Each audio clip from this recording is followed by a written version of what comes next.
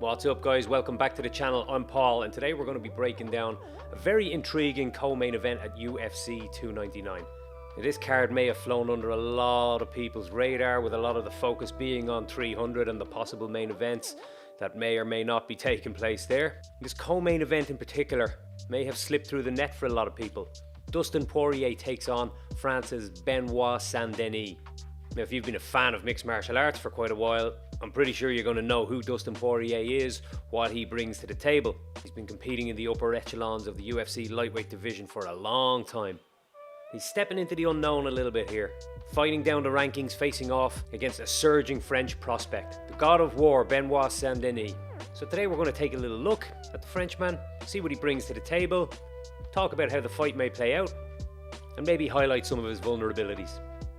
Before we do all of that, please like the video, subscribe to the channel, hit the notification button so that you will be notified when I release more of these breakdown videos.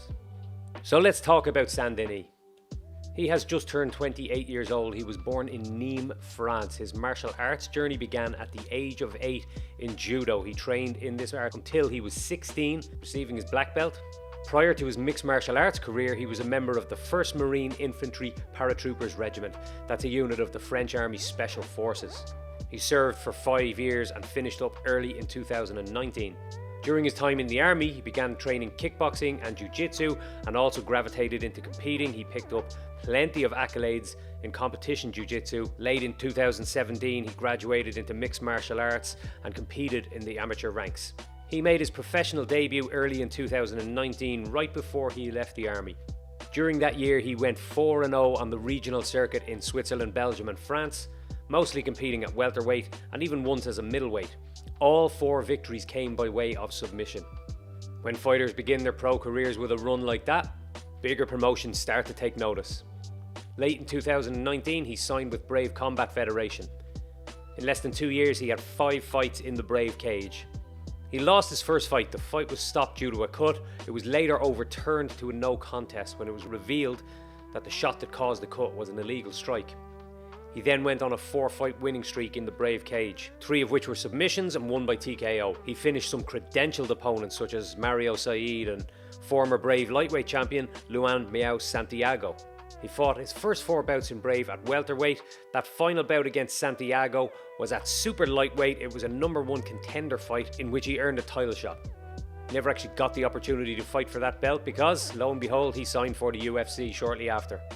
Overall, outside of the UFC, his record stands at 8 wins, no defeats, 1 no contest. The combined record of his opponents in those first 9 bouts was 94-50, and all of them had positive records.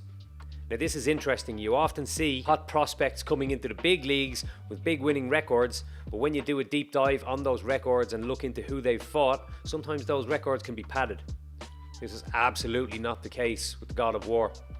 His only defeat in his career to date so far came on his UFC debut in October 2021 at UFC 267 in Abu Dhabi. He faced Eliseu dos Santos at welterweight and he lost by unanimous decision. There was a lot of controversy around this fight. Referee Vyacheslav Kiselev was removed from his duties mid-event after his performance in this one. Saint-Denis was rocked and effectively finished on his feet really early in the fight. Seemed to be done. Kiselev allowed the fight to play out over the course of the 3 rounds to the dismay of commentators, the officials cage side, anybody watching. See, it was a terrible performance by the official. This fight was Saint-Denis' final appearance at welterweight. He took the plunge, cut down to lightweight and hasn't gone back.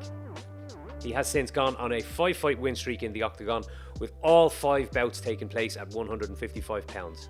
He's finished all of those victories, 2 by rear naked choke, 2 by ground and pound, and a beautiful head kick win over Matt Frivola in his last bout, which earned him a place in the rankings. All 5 of those victories have come within the first 2 rounds. So let's get a close look at him in action. We're going to look at his last 2 bouts. We'll begin when he faced Thiago Moises last September. We can see from the get-go here that Saint-Denis loves to press the action, loves to get his opponent on the back foot, and he is relentlessly aggressive. Fighting out of that southpaw stance. He's not a big combos guy, but he will look for power shots using his left leg, his leg kicks and kicks to the body. He loves to step the lead foot outside and get those weapons from his left side firing. But all of this front foot aggression is designed to get Moises back to the cage. This is a pattern we see in all of his fights. He wants to get you against the cage, he wants to change levels, get his hands on your hips and get that takedown. You can see even in close guard position here, he's still relentlessly aggressive. This massive elbow caused a huge cut on Moises.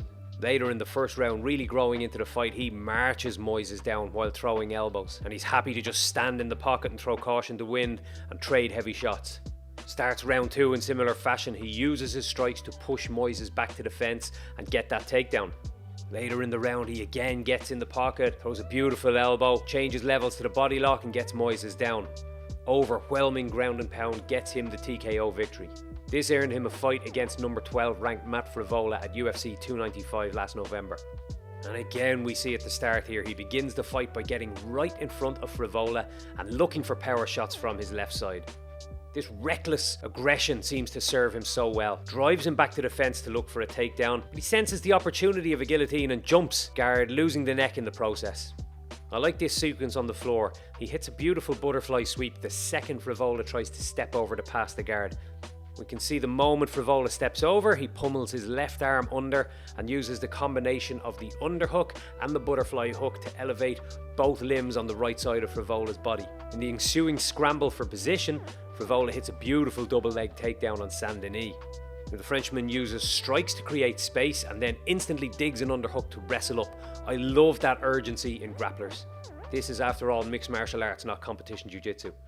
This relentless pressure from Saint-Denis forces Frivola to try create some separation, some space. And he backs away desperately with his hands down and pays the ultimate price.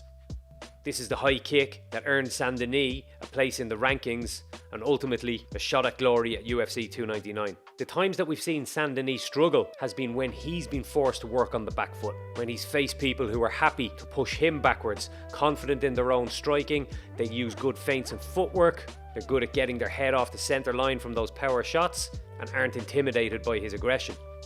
All of these are traits that I think Dustin Poirier has. The big question mark here remains is which version of Dustin Poirier is going to step into the cage at UFC 299. There comes a point in every fighter's career when he just isn't himself anymore. Is this that moment for the diamond? Either way, kudos for Dustin for fighting so far down the rankings. After the loss to Justin Gaethje, he's clearly got a point to prove, and he sees the opportunity to take out this rising star as a chance to make everybody realise he's still the man. How do you guys think the fight is going to go? Let me know in the comments below. Don't forget to like the video and subscribe to the channel. See you next time.